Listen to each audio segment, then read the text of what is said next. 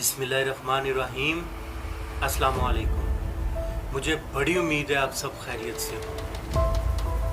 आज फिर एक सच्चे वाक़ये के साथ आपकी खिदमत में हाजिर हूँ, मगर उससे पहले कमज़ोर दिल वालों के लिए मेरी माजरत, वो इस वीडियो को स्किप कर दें। व्यूअर्स, आज जो वाक़या आपके साथ बयान करने लगा हूँ, ये सबसे मुख्तलिफ वाक़या है। इसमें जिन्नात कैसे मदद करते हैं, ये इस वाक़ये में ज़ाहरी तौर पर वाज़ेह है। आबिद दिमाग में शैतान लिए नन्ही रिदा को, जो कि एक 10 साला बच्ची थी, गुड़िया दिलाने गांव से बाहर लेकर जा रहा था।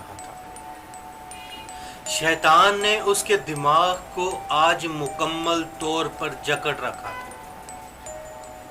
आबिद जूं जूं गांव से बाहर पुरानी हवेली की तरफ बढ़ता जा रहा था, शैतान उस पे बहुत हावी होता जा रहा था।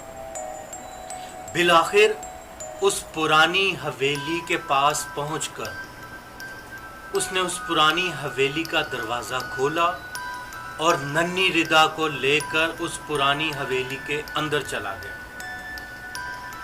रिदा ने पूछा, चाचा ये किधर गुड़िया दिलाने मुझे लेकर आए? मगर आबिद कुछ भी सुनने को तैयार नहीं था। शैतान मुकम्मल गलबा पा चुका था कि अचानक से एक मौजज़ा हुआ और आबिद को बड़े जोर से किसी ने धक्का मारा। आबिद मुंह के बल नीचे गिरा और घूमकर पीछे देखने लगा, मगर पीछे कोई भी नहीं था।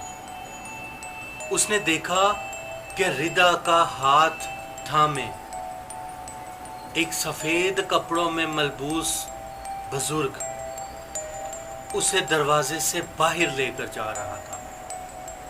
आबिद गुस्से से उठा, कौन हो तुम? इसे किधर लेके जा रहे हो? उस बुजुर्ग ने पीछे मुड़कर देखा। हैरत अंगेज तौर पर जब उस बुजुर्ग ने पीछे मुड़कर देखा तो आबिद को किसी चीज ने जकड़ लिया। आबिद का वजूद काम करना छोड़ गया और आबिद की आंखें बस इतना देख रही थी कि वो बुजुर्ग नन्ही रिदा को दरवाजे से बाहर गांव की तरफ लेकर जा रहा था।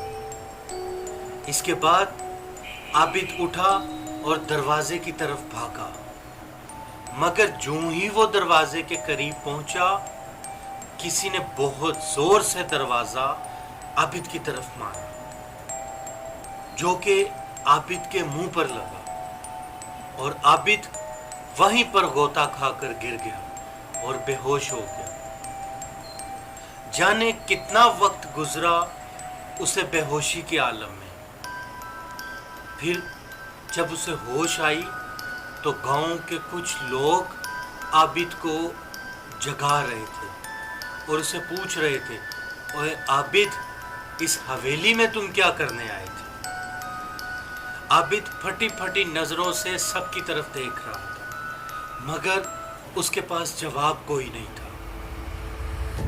सबको लगा कि आबिद पर जिन्नात का साया हो गया, क्योंकि आबिद बोलना छोड़ चुका था।